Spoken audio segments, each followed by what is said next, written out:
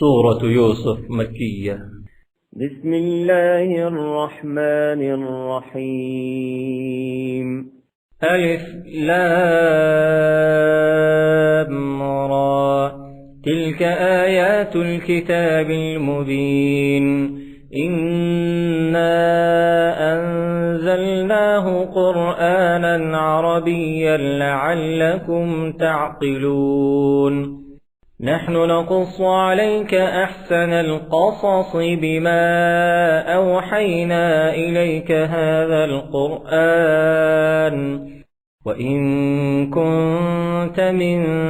قبله لمن الغافلين. إذ قال يوسف لأبيه يا أبت إني رأيت 11 كوكبا والشمس والقمر رأيتهم لي ساجدين. قال يا بني لا تقصص رؤياك على إخوتك فيكيدوا لك كيدا إن الشيطان للإنسان عدو مبين. وكذلك يجتبيك ربك ويعلمك من تأويل الأحاديث ويتم نعمته عليك وعلى آل يعقوب كما أتمها على أبويك من قبل إبراهيم وإسحاق إن ربك عليم حكيم. لقد كان في يوسف وإخوته آيات للسائلين إذ قالوا ليوسف وأخوه أحب إلى أبينا منا ونحن عصبة إن أبانا لفي ضلال مبين. اقتلوا يوسف أو اطرحوه أرضا يخل لكم وجه أبيكم وتكونوا من بعده قوما صالحين. قال قائل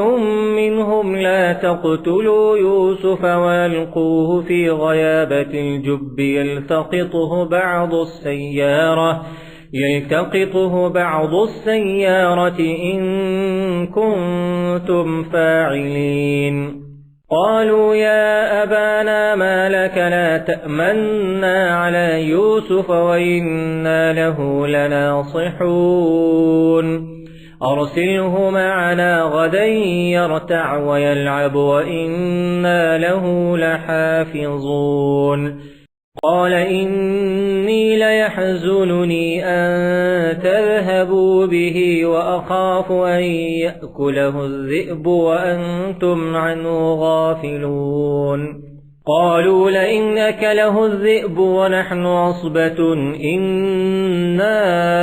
إذا لخاسرون. فلما ذهبوا به وأجمعوا أن يجعلوه في غيابة الجب وأوحينا إليه لتنبئنهم بأمرهم هذا وهم لا يشعرون. وجاءوا أباهم عشاء يبكون. قالوا يا أبانا إنا ذهبنا نستبق وتركنا يوسف عند متاعنا فأكله الذئب وما أنت بمؤمن لنا ولو كنا صادقين. وجاءوا على قميصه بدم كذب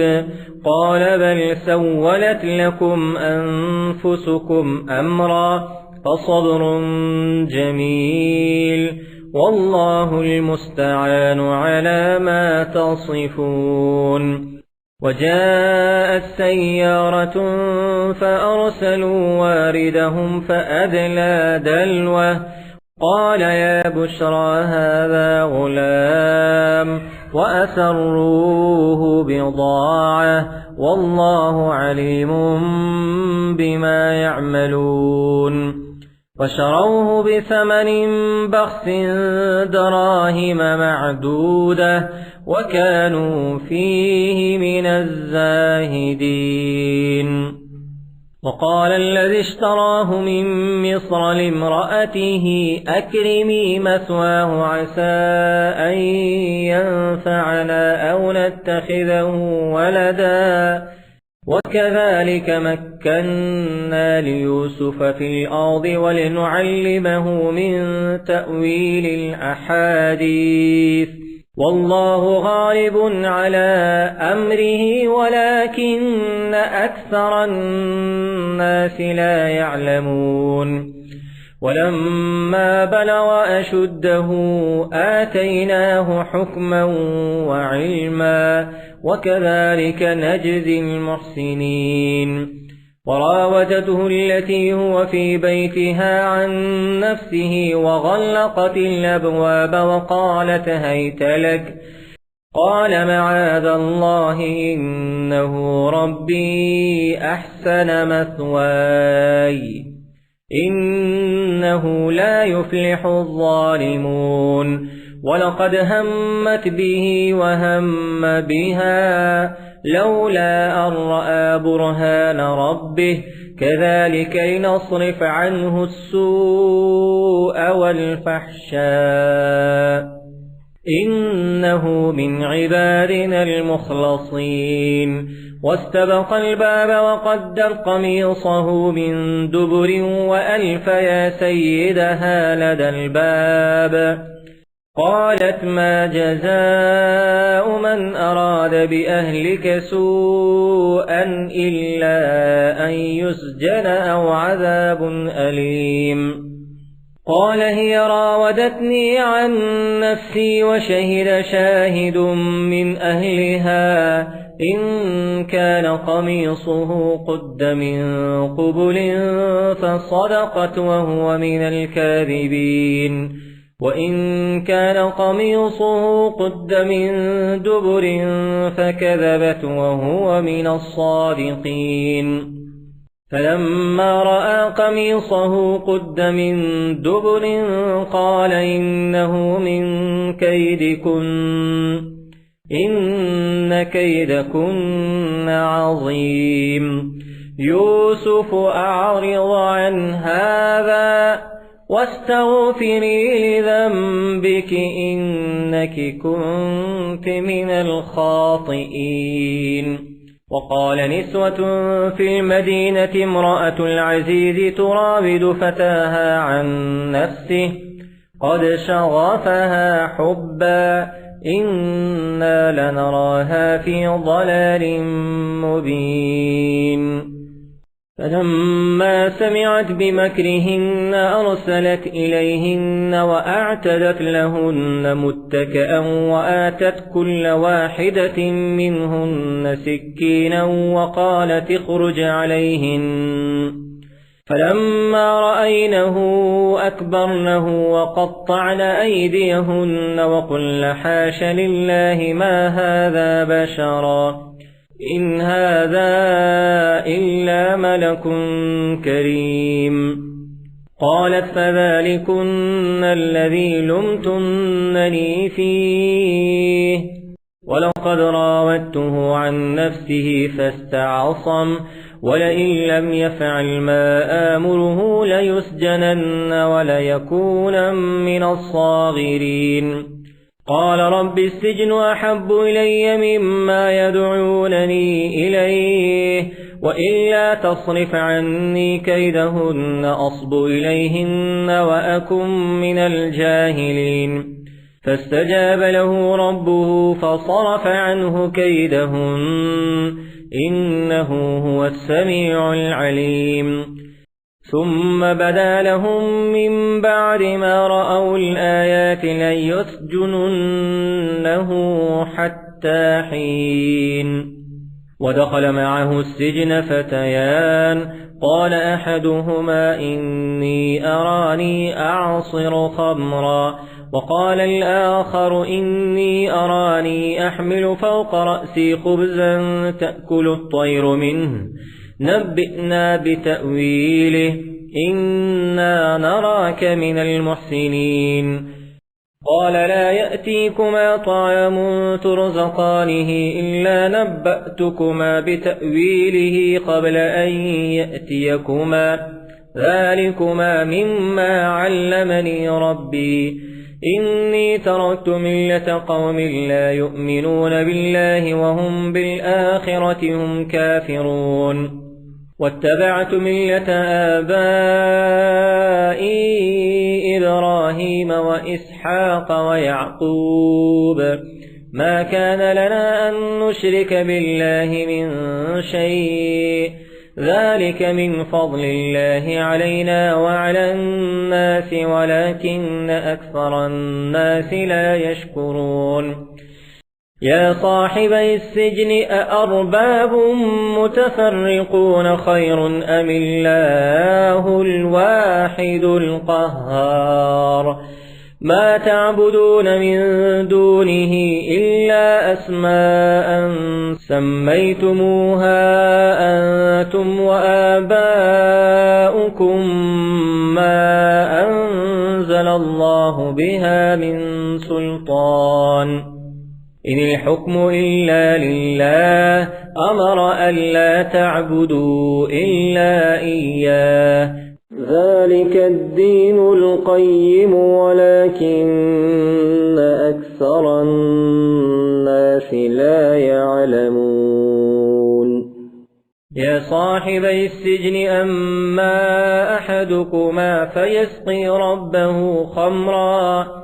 وأما الآخر فيصلب فتأكل الطير من رأسه قضي الأمر الذي فيه تستفتيان وقال للذي ظن أنه ناج منهما اذكرني عند ربك فأنساه الشيطان ذكر ربه فلبث في السجن بضع سنين وقال الملك إني أرى 7 بقرات سمان يأكلهن 7 عجاف وسبع سنبلات خضر وأخر يابسات يا أيها الملأ أفتوني في رؤياي إن كنتم للرؤيا تعبرون قالوا أضغاث أحلام وما نحن بتأويل الأحلام بعالمين وقال الذي نجا منهما وادكر بعد أمة أنا أنبئكم بتأويله فأرسلون يوسف أيها الصديق أفتنا في 7 بقرات سمان يأكلهن 7 عجاف و7 سنبلات خضر وأخر يابسات لعلي أرجع إلى الناس لعلهم يعلمون قال تزرعون 7 سنين دأبا فما حصدتم فذروه في سنبله إلا قليلا مما تأكلون ثم يأتي من بعد ذلك 7 شداد يأكلن ما قدمتم لهن إلا قليلا مما تحصنون ثم يأتي من بعد ذلك عام فيه يغاث الناس وفيه يعصرون وقال الملك ائتوني به فلما جاءه الرسول قال ارجع إلى ربك فاسأله ما بال النسوة اللاتي قطعن أيديهن إن ربي بكيدهن عليم قال ما خطبكن إذ راوتن يوسف عن نفسه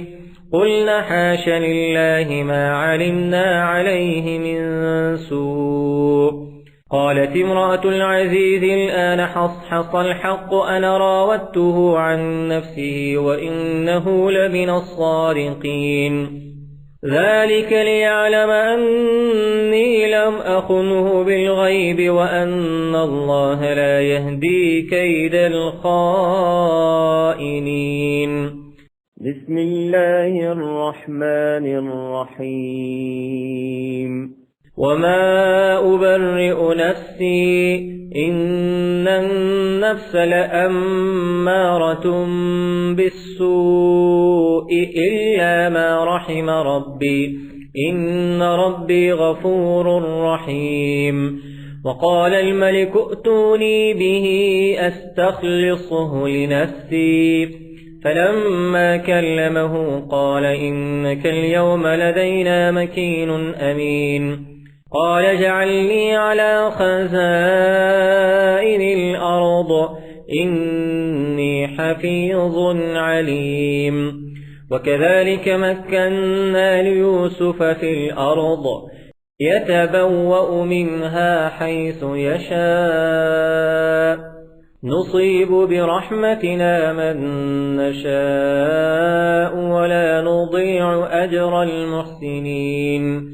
ولأجر الآخرة خير للذين آمنوا وكانوا يتقون وجاء إخوة يوسف فدخلوا عليه فعرفهم وهم له منكرون فلما جهزهم بجهازهم قال ائتوني بأخ لكم من أبيكم ألا ترون أني أوفي الكيل وأنا خير المنزلين فإن لم تأتوني به فلا كيل لكم عندي ولا تقربون قالوا سنراود عنه أباه وإنا لفاعلون وقال لفتيانه جعلوا بضاعتهم في رحالهم لعلهم يعرفونها إذا انقلبوا إلى أهلهم لعلهم يرجعون فلما رجعوا إلى أبيهم قالوا يا أبانا منع منا الكيل فأرسل معنا أخانا نبتل وإنا له لحافظون قال هل آمنكم عليه إلا كما أمنتكم على أخيه من قبل فالله خير حافظا وهو أرحم الراحمين ولما فتحوا متاعهم وجدوا بضاعتهم ردت إليهم قالوا يا أبانا ما نبغي هذه بضاعتنا ردت إلينا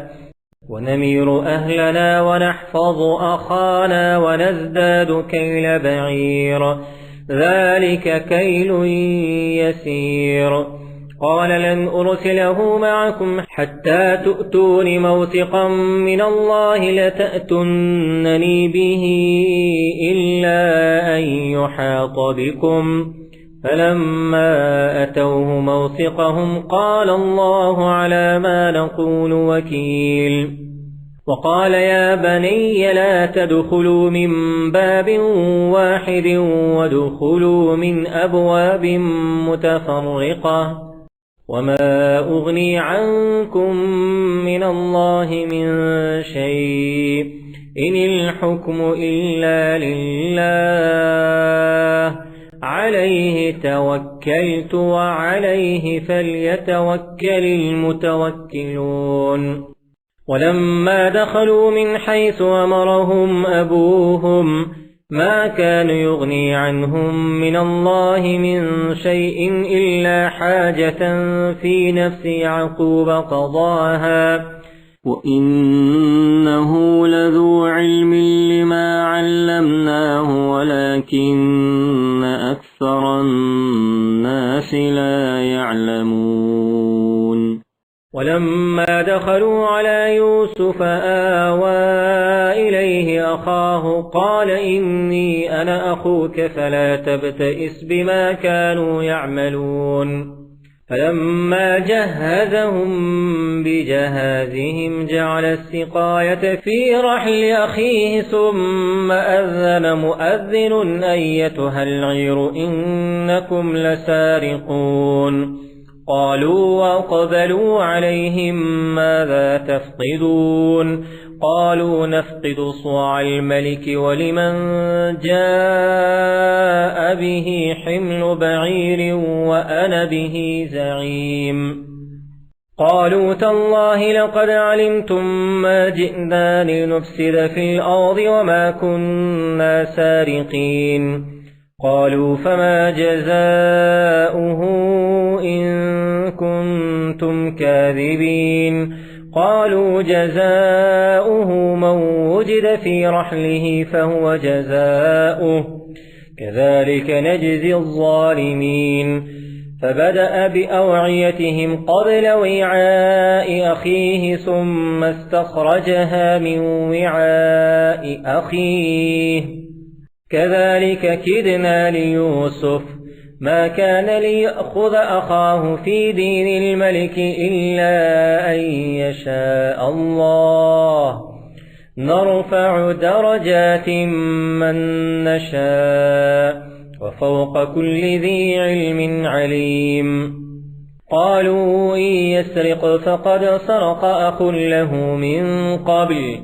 فأسرها يوسف في نفسه ولم يبدها لهم قال أنتم شر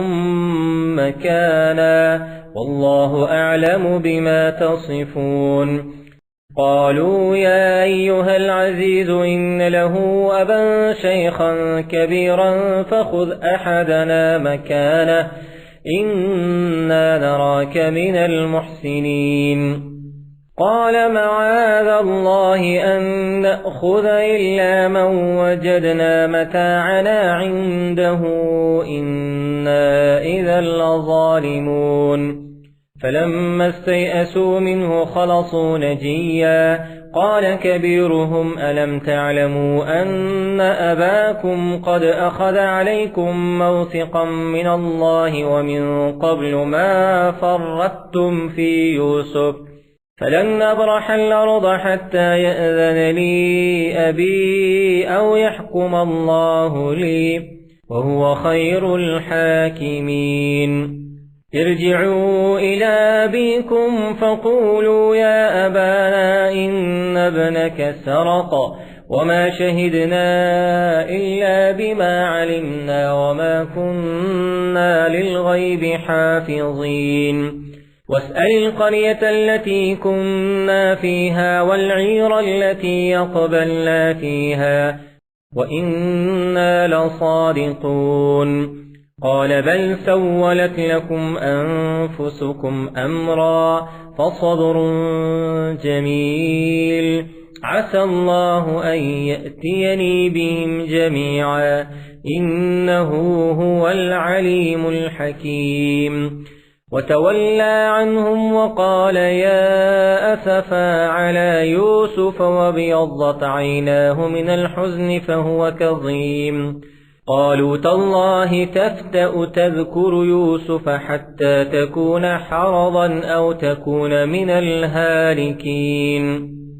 قال إنما أشكو بثي وحزني إلى الله وأعلم من الله ما لا تعلمون يا بني يذهبوا فتحسسوا من يوسف وأخيه ولا تيأسوا من روح الله إنه لا ييأس من روح الله إلا القوم الكافرون فلما دخلوا عليه قالوا يا أيها العزيز مسنا وأهلنا الضر وجئنا ببضاعة مزجاة فأوف لنا الكيل وتصدق علينا إن الله يجزي المتصدقين قال هل علمتم ما فعلتم بيوسف وأخيه إذ أنتم جاهلون قالوا أئنك لأنت يوسف قال أنا يوسف وهذا أخي قد من الله علينا إنه من يتق ويصبر فإن الله لا يضيع أجر المحسنين قالوا تالله لقد آثرك الله علينا وإن كنا لخاطئين قال لا تثريب عليكم اليوم يغفر الله لكم وهو أرحم الراحمين اذهبوا بقميصي هذا فألقوه على وجه أبي يأت بصيرا وأتوني بأهلكم أجمعين ولما فصلت العير قال أبوهم إني لأجد ريح يوسف لولا أن تفندون قالوا تالله إنك لفي ضلالك القديم فلما أن جاء البشير ألقاه على وجهه فارتد بصيرا قال ألم أقل لكم إني أعلم من الله ما لا تعلمون قالوا يا أبانا استغفر لنا ذنوبنا إنا كنا خاطئين قال سوف أستغفر لكم ربي إنه هو الغفور الرحيم فلما دخلوا على يوسف آوى إليه أبويه وقال ادخلوا مصر إن شاء الله آمنين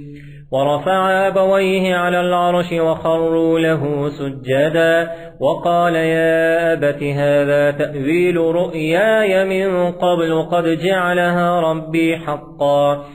وقد أحسن بي إذ أخرجني من السجن وجاء بكم من البدو من بعد أن نزغ الشيطان بيني وبين إخوتي إن ربي لطيف لما يشاء إنه هو العليم الحكيم رب قد آتيتني من الملك وعلمتني من تأويل الأحاديث فاطر السماوات والأرض أنت وليي في الدنيا والآخرة توفني مسلما وألحقني بالصالحين ذلك من أنباء الغيب نوحيه إليك وما كنت لديهم إذ أجمعوا أمرهم وهم يمكرون وما أكثر الناس ولو حرصت بمؤمنين وما تسألهم عليه من أجر إن هو إلا ذكر للعالمين وكأي من آية في السماوات والأرض يمرون عليها وهم عنها معرضون وما يؤمن أكثرهم بالله إلا وهم مشركون أفأمنوا أن تأتيهم غاشية من عذاب الله أو تأتيهم الساعة بغتة وهم لا يشعرون قل هذه سبيلي أدعو إلى الله على بصيرة أنا ومن اتبعني وسبحان الله وما أنا من المشركين وما أرسلنا من قبلك إلا رجالا نوحي إليهم من أهل القرى أفلم يسيروا في الأرض فينظروا كيف كان عاقبة الذين من قبلهم ولدار الآخرة خير للذين اتقوا أفلا تعقلون حتى إذا استيأس الرسل وظنوا أنهم قد كذبوا جاءهم نصرنا فنجي من نشاء ولا يرد بأسنا عن القوم المجرمين لقد كان في قصصهم عبرة لأولي الألباب ما كان حديثا يفترى ولكن تصديق الذي بين يديه وتفصيل كل شيء وهدى ورحمة لقوم يؤمنون